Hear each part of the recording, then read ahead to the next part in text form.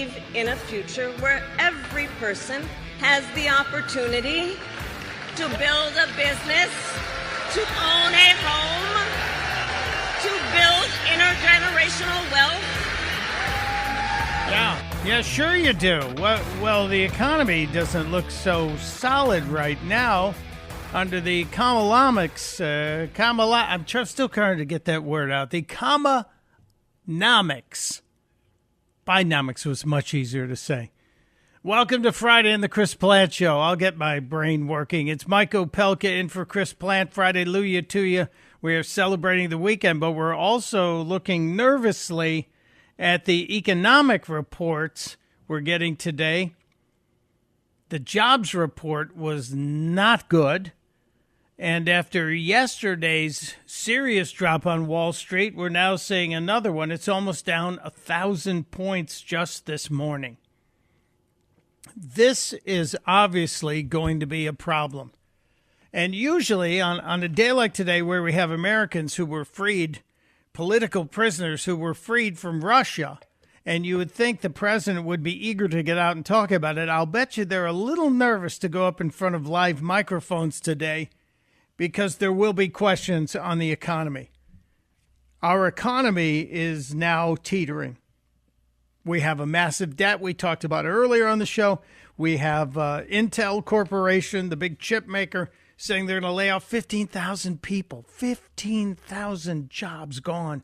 And just today, last month's jobs report, quite anemic, and the unemployment number is up to 4.3%, the highest it has been since October of 2021.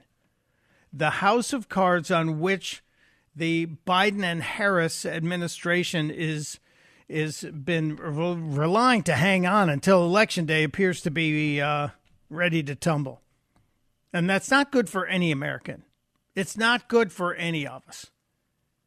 And it will give some fuel to the fire of the Donald Trump JD Vance campaign. So we'll see if there is a statement out of the Biden administration today. I'm sorry, the Harris administration today, to talk about what's happening in our economy. It's undeniable. You cannot get past it, especially when you look under the hood and see the real problems in the economy, that native-born American jobs have gone away. Native-born Americans lost 1.2 million jobs last year in the last 12 months. And foreign-born individuals have gotten 1.3 million American jobs. Kind of disturbing. Feel like you might be replaced. So we'll get into that, and we will talk about the prisoner exchange, whatever was dealt in order to get the 3 Americans home. We sent at least one really bad guy, the murderer that Germany was holding, and he should have been in prison for the rest of his life. He was released. There were hackers. There were people that were swindlers released. And we got our 3 Americans back, and I'm sure they will be telling their stories very soon. Evan Gershkovich himself, lauded by his colleagues in the journalism world, and especially the cover of the Wall Street Journal today. I'm sure his story will be there, and you can almost anticipate a Pulitzer Prize for it. And I love the fact that Gershkovich asked to interview Putin on his sheet he had to sign before they released him. But I go back to 1986. Let's go all the way back to 1986, 42 years ago, when Joe Biden was a senator from Delaware. Joe Biden was talking about prisoner swaps in 1986, and he had a pretty strong opinion on it. Here's what Joe Biden said. This has been a way in which the Soviets could, by taking no risk from their perspective, because they don't want a summit absent there being substantive discussions on arms control, could take a chance to see if the president would blink and make a trade for a Soviet spy for a man who has been framed by the Soviet KGB. Now, I'm pausing this for a second because every time I hear Joe Biden from 10 years ago, 20 years ago, 30 years ago, 40 years ago, you notice the decline, the cognitive decline. Here's a guy who could actually put a sentence together. Several. And he's doing this without a teleprompter. He's speechifying in front of the United States Senate. But he's talking about this prisoner swap and how we as America should not have handed over the bad guys that we handed over in order to get Americans who were basically grabbed off the street because they're bargaining chips. What I would not do, I would not agree to a swap of a real spy, at least alleged, he's not been convicted in our courts yet, for someone who clearly is not a spy. I would not negotiate a trade. But I think the most important thing we can do is to make it clear, just like we do with terrorists, that we will not negotiate to trade an innocent man for a guilty man and make the whole world understand what is in fact going on. Because there's much more on the Soviet agenda that they are concerned about than merely the spy that in fact we caught here in the United States. A different Joe Biden 42 years ago. Now he's eager to make the deals.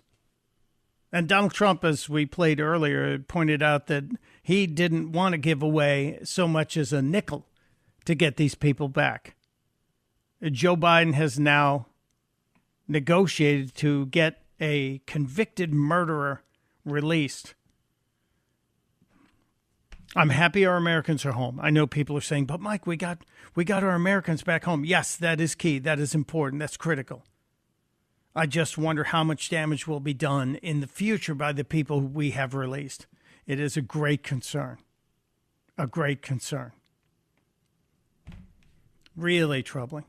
We do have a lot of things in going forward that we have to talk about. One of them is the campaign, as the campaign now is approaching the time. Usually it's after Labor Day that presidential campaigns kick into high gear. It feels like in the last 2 weeks since Joe Biden stepped aside and the coronation of Kamala is all but completed. Not one person has voted for her, not one, and yet she looks to be the presumptive nominee of the Democrat Party. A reported $310 million was collected in the last month alone that would be going to Kamala Harris. I don't understand how they can say she raised $300 million in the month when she really just picked up the nomination a couple of weeks ago. But that doesn't matter. It's a lot of money either way. That's a whole lot of money. And we will see a debate coming up in September. Donald Trump agreed 2 nights ago to the debate. He will go for it. And I think he will take Kamala Harris apart. Because when you see her speak without a teleprompter, when you see her without her notebook, she is incapable of doing anything other than making word salads. And we got a little bit of that yesterday at the funeral for Sheila Jackson Lee in Texas, when she saw herself as president, when she came out and basically said the quiet part out loud, whatever's happening in her brain. As a United States Senator, I was proud to co-sponsor, and then as Vice President, it was my honor, with the President. Yeah, they knew what she was doing. They knew what she was saying, and maybe that was intentional. We don't know. We're not sure. Maybe it was intentional. I think it could have been. So we will see what happens on the debate stage. There are certainly going to be ample opportunities to bring up Kamala Harris saying making her claims that she would end fracking, that she would take away your guns. You don't think she wants your guns? Yes, she wants your guns. She wants all of our guns. We who believe in the freedom to live safe from gun violence will finally pass universal background checks, red flag laws, and an assault weapons ban. And it won't end there. It will not end there. I can guarantee you that. I can't wait to see that back and forth. I'm old enough to remember when Donald Trump talked about having a gun, talked about having a license to carry. There was an interview on MSNBC, I think it was MSNBC years ago, before he became president, and he was asked by a reporter about having a gun. And the reporter asked him, Do you use it? Have you taken it to a shooting range? To which Mr. Trump replied, "It's none of your business." He's right. It wasn't any of her business then. I still doubt he's allowed as a presidential candidate to carry a firearm. He's surrounded by Secret Service agents. And some of you are saying, yeah, but see what happened a couple of weeks ago when he was surrounded by Secret Service agents too. Yes, we will get to the bottom of that. I want to talk about J.D. Vance. J.D. Vance, Donald Trump's running mate, was at the border, and he was confronted by a CNN reporter at the border. CNN reporter tried to get the best of J.D. Vance. I got a couple of clips from Mr. Vance at the border yesterday. He dressed very casually, looked very comfortable at the border. It does get hot down there. But the CNN reporter tried to, let's try to play a little bit of a gotcha moment, and he failed. J.D. Vance passed the test. The former president's comments yesterday to the National Association of Black Journalists, where he said that Vice President Harris is, quote, all of a sudden black. As a father of 3 biracial children, did those comments give you pause at all? They don't give me pause at all. Look, all he said is that Kamala Harris is a chameleon. She goes to Georgia 2 days ago. She was raised in Canada. She puts on a fake Southern accent. She is everything to everybody, and she pretends to be somebody different depending on which audience she's in front of. I think it's totally reasonable for the president to call that out, and that's all he did. I mean, look, she's running as a tough-on-crime prosecutor, even though she implemented open border policies. She's saying that she wants to support the police, yet she wanted to defund the police just 3 years ago. It's totally reasonable to call out the fact that she pretends to be somebody different depending on the audience she's talking to. That is called being a politician, and J.D. Vance is right. Spot on correct. 100% rock solid. And the interesting thing, there was no teleprompter at the border. That was a CNN reporter trying to get J.D. Vance in a gotcha moment, and the reporter failed. Didn't work. Sorry. You lose. I've got another longer clip from J.D. Vance with some serious facts, and the facts are what this should be about. As we've talked, the facts have to be the currency of the campaign.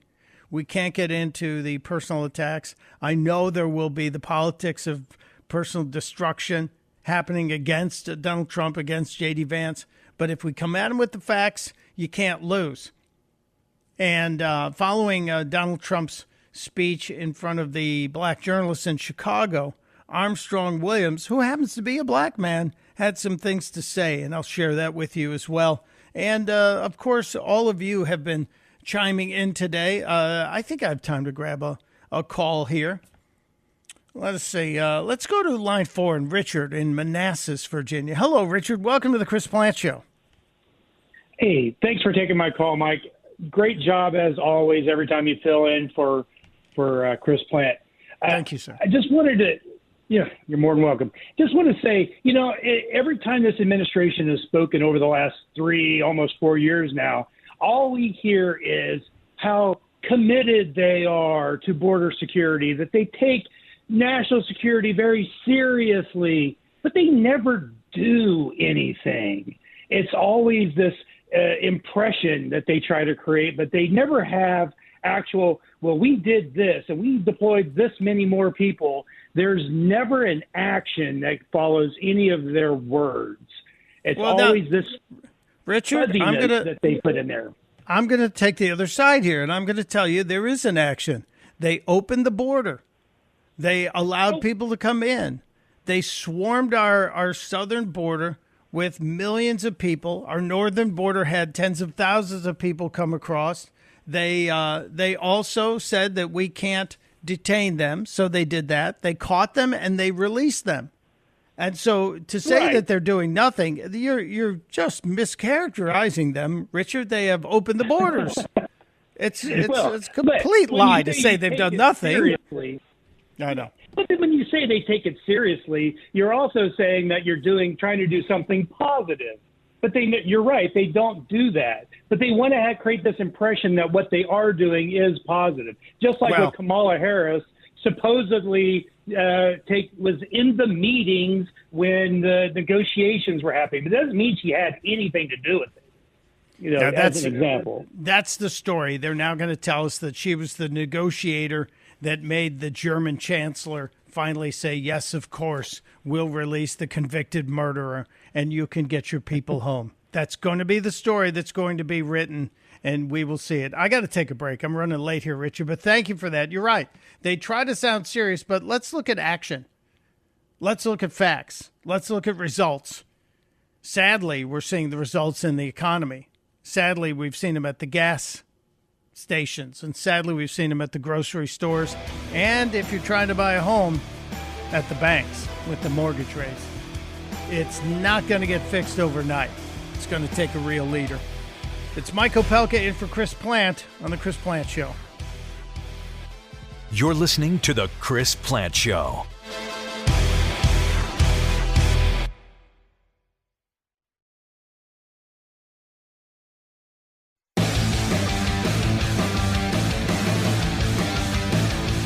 It is the Chris Plant Show on a Friday. Friday, Hallelujah to you. Mike Opelka sitting in for the vacationing Mr. Plant. I do encourage you to follow the Chris Plant Show on social media. There is great stuff that is coming out of Chris while he's on this trip, especially interesting stuff out of the Isle of Man, where Chris was in front of the statue of the Bee Gees that I didn't know they were born there either. But he'll be back next week, next Wednesday, and we will try and keep it all together until such time.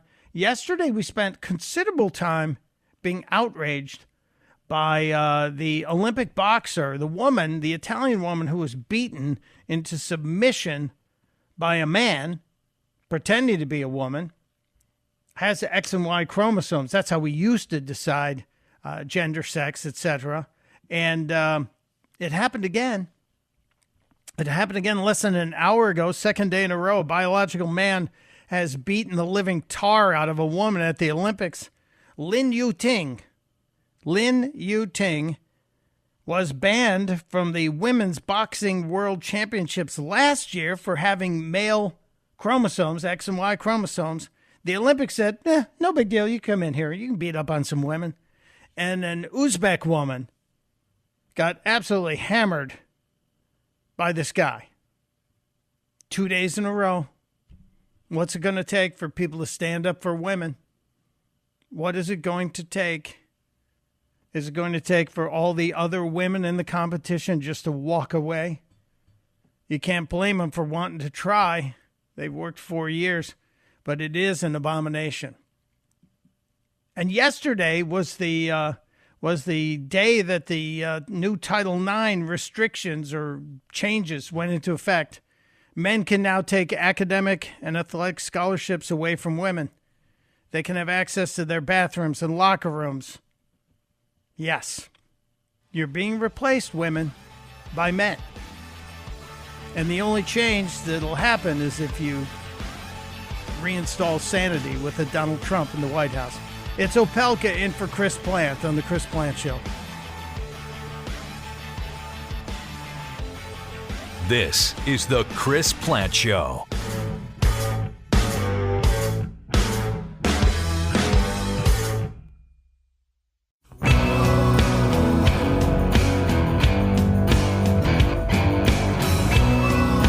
It is the Chris Plant Show. Mike Opelka in for the vacationing Mr. Plant. I appreciate you being here. So many of you have reached out on social media. Thank you, thank you, thank you. Chris will return after his vacation. I was in the middle of doing something, and that story popped up about the Olympic boxer, another man beating up a woman. And so I kind of dropped everything I was in the middle of with the DJ Vance story from DJ Vance at the border to get that story in here. I hope you don't feel like I'm some kind of attention deficit disorder guy, but that story, it's just too darn important to let it go. It's happened twice now in 2 days. And now I'm pausing the DJ Vance topic because I'm just disturbed by what's coming out of this White House, the Harris Biden White House, about the plea deal with the 9/11 plotters. Now, we've had these guys locked up for how long now? And we just strike a plea deal? And the White House is trying to tell us that they didn't know anything about it. That's exactly what we're being made to believe. And it's unbelievable. I'm stunned. This just happened on Fox earlier, and you can actually hear the lawnmower going by in the background as Admiral Kirby, retired Admiral Kirby, is trying to answer the question about the 9/11 plotters plea deal, that they won't have to go to court. They're just going to spend the rest of their lives in Gitmo, and maybe even with beach privileges. I know that sounds crazy, doesn't it? But is it possible the White House didn't know anything about this? Is that even possible? So does President Biden and Vice President Harris think that it is justice for the Gitmo prisoners that perpetrated the 9/11 bombings? Is it justice for them to get plea deals from the United States? So I can say this on that. Number one, this was a decision made by an independent military convening authority inside the military commission's process.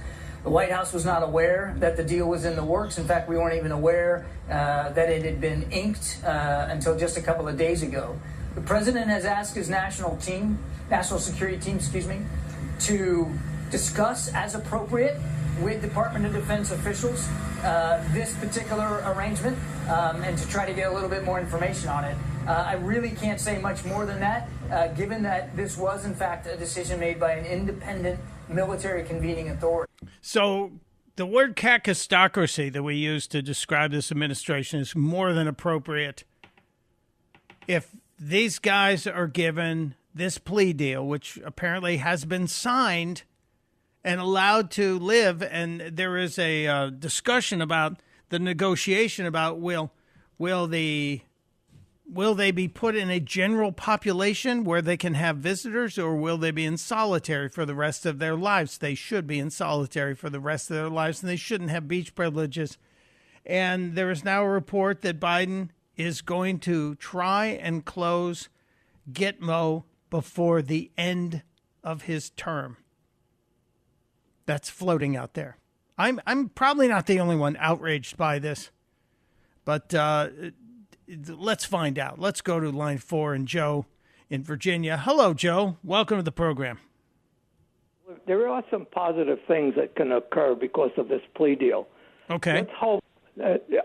I'm sure they're going to close Gitmo, and what I hope they take these guys and put them into the general population in a prison in the United States. There's going to be justice there. You know, there is, even criminals have some patriotic sense. If you slit somebody's throat and get away with it, an American, I don't give these guys a 1 month lasting in a prison. And you got to remember another thing: the first responders, 9/11, it's a close community: firemen, police, and prison guards. I don't think these guys are going to last long, and it's the best thing that could happen. Right now, they were decided they were going to close Gitmo for political reasons and try to get those votes in the Midwest. But that could be a positive thing. I mean, they're going to go ahead with it one way or another. But remember, Whitey Bulger didn't last long in prison. Well, that's a fair point. That's a very fair point.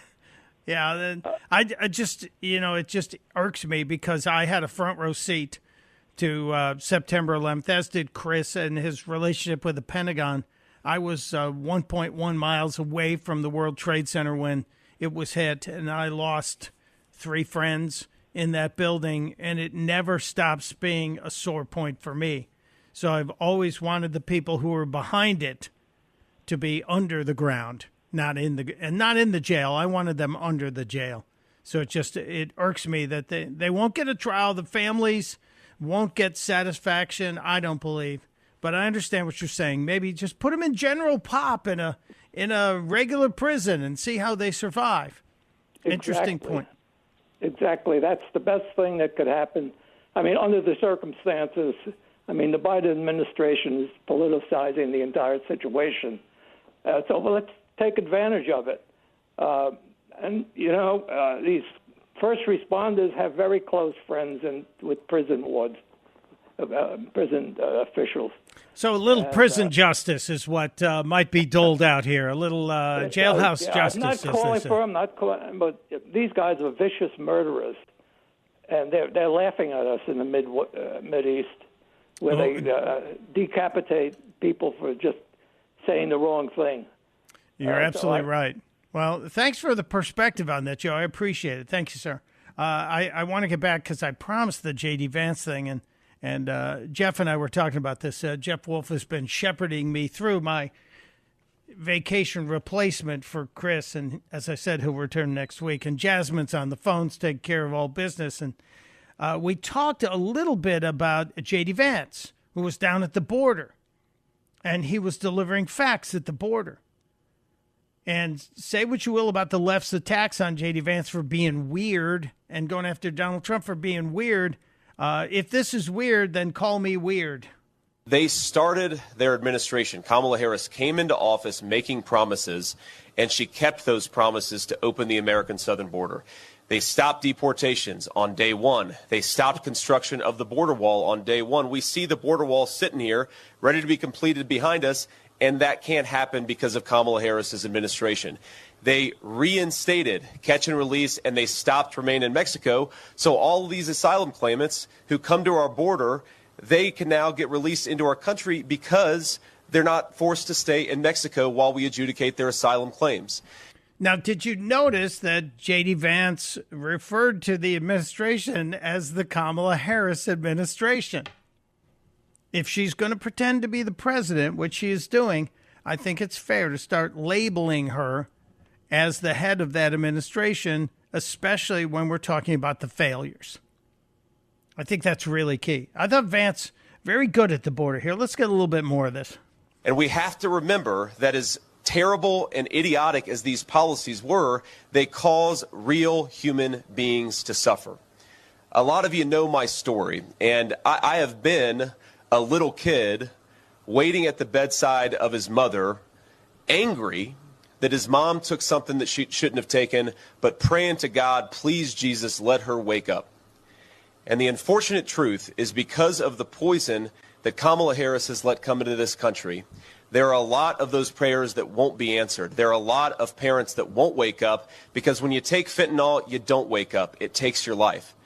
I think this is a really key element of J.D. Vance's background that needs to be, I'm going to use the word exploited, which often has negative connotations, but needs to be highlighted, exploited, if you will, politically. J.D. Vance talked about the addictions his mother battled, and fentanyl has made that problem in America so much bigger. The body count on fentanyl is over 100,000 a year. The body count. And that's mostly because of the border, because those drugs are coming through our border. And we're allowing it to happen. And China is complicit with Mexico in this. And the economic pressure that could be put on China and could be put on Mexico and will be, if the Trump administration returns, is going to help slow that down, maybe even stop it. It's a big stinking deal. Earlier today, we talked about Chicago and Donald Trump and his address to the black journalism group that had gathered, and they had told Donald Trump that his opponent would be there, whomever it is this week from the Democrat Party. That was not true. They went after him with the awful question from Rachel Scott of ABC News. Terrible question. She just totally went on the attack. It was not a discussion. And many are saying that they were worried about Mr. Trump after that. But there are black Americans who are speaking out about the event and saying that Donald Trump did the right thing.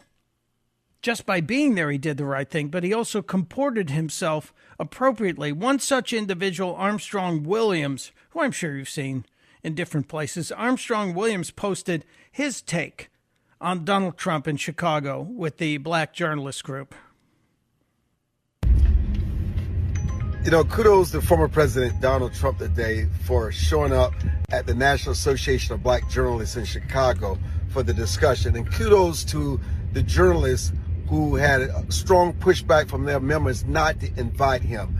You know, you should have said, thank you, Mr. President, for showing up. It's good to have you, instead of going directly into the hostile questions by Rachel from ABC News. Listen, the president answered every question. He did not agree with DJ Vance when he talked about women not having children. He believed that in the case of rape, incest, and when the mother's life is in danger, abortion should be the exception.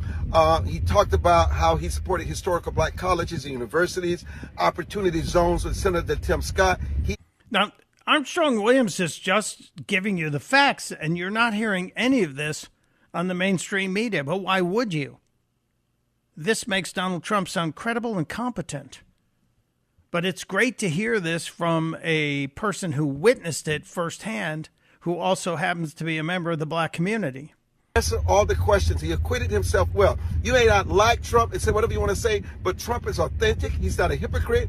He said what he had to say, and he did not back down. I don't need to listen to CNN and ABC and all these networks and they're after reporting, after the event, to tell us what we did and did not hear. I heard it for myself. The president was very respectful. He did not interrupt. He did a good job today. I don't care what these haters may try to tell you or don't tell you. Look, it was a very good discussion. I was very impressed, and I'm just happy that the former president showed up. It showed his courage, and he showed his commitment to all Americans. I'm Armstrong Williams. Thank you, Armstrong Williams. That was well said, well put together. I will repost that on my Twitter X account as well. I think these are the stories that need to get out there. These are the endorsements that need to come from the community in order to help Donald Trump in the next 94 days. Is it wrong of me to say I want to help him? I hope not. Let's grab one more call before we take a break here. Let me see where we are on the phones. Let's talk to line 3, Jake in East Tennessee. Hello, Jake. Hey, how are you, brother? I'm good. How are you, sir? I am doing well. Tennessee Drug Testing is my company, and I work with the state and feds and all kinds of stuff doing testing, but I also work with a lot of factories. And I test only employees, and I pretty much test the world what the best has the world has to offer. You know, it's middle class, good people. But the number of 100,000 people with fentanyl is a skewed number. That number comes from how many people died after being given a Narcan. And that way the municipalities can recover their loss of that Narcan. The actual number of people who have died of fentanyl poisoning, which is what it is from the CCP, from the Communist Chinese Party, is somewhere around 400 to 420,000 Americans last year. That's nearly 500,000 Americans have died. Jake, that's a stunning. Jake, let's make sure we clarify that, because this is a stunning number. What you're saying is the data we have on fentanyl deaths is about a quarter of the actual fentanyl deaths in this country? Yes, sir. And it's much more dangerous than it's led on to, but it's also much more prevalent than what it's led on to. And we're dealing with it. Just every day here. And which means that Knoxville, Tennessee, has 129,000 people in it. Morristown, which is another town I work on, has like 60,000. And so if you killed everybody in all the towns surrounding my area of East Tennessee, it would not equal how many people die from fentanyl overdoses in the United States every year. It is over 400,000. That's a staggering number. When they tell us 100,000, they tell us basically a plane load, a passenger plane crashes every day and everybody dies. Now you're saying it's probably 4 to 5 a day crashing and everybody's dying. Well, what we're looking at is, Narcan's extremely expensive, and municipalities have a hard time paying for it, so they get grants and they get help. So whenever they use it, they turn in their use of it, and they can replace it through the federal government giving them another one.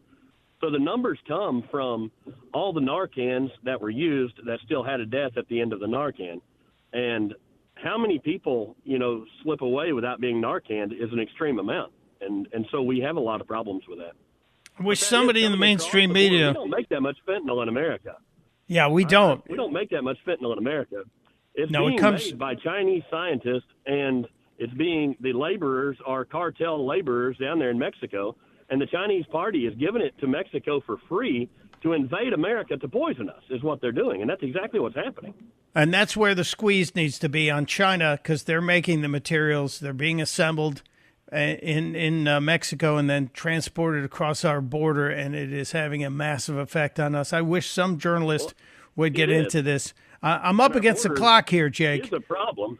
Yeah, go ahead real quick. So if you don't even worry about shutting the border, but if you just enforce the laws that we have where they can't get free health care, they can't get a job, they don't get a free cell phone, they don't get a house, and they're not able to work like they normally would in America, you'd have to have a wall to keep them in.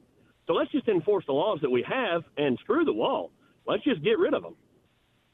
If we only had a border czar, wouldn't that be the solution? Jake, I appreciate you sharing your story with us. Don't take this the wrong way. I hope your business dies out because we don't have fentanyl swarming our country. But it's a staggering number that you've given us. I got to take a break. Thank you, Jake. It's Mike Opelka in for Chris Plant. We'll come back and wrap up the Friday show on the Chris Plant Show.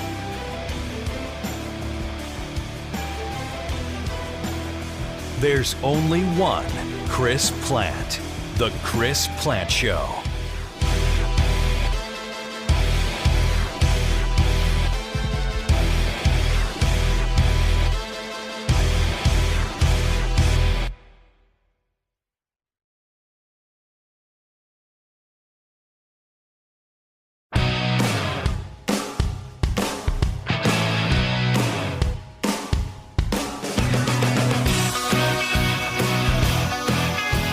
It is the Chris Plant Show. Mike Opelka wrapping up this week. I'll be in Monday and Tuesday. Chris returns on Wednesday from his vacation. We'll watch everything that happens over the weekend. Hopefully World War III doesn't break out and we take the lead in the Olympic medals. I wanted to give you a little positivity before we get out of here.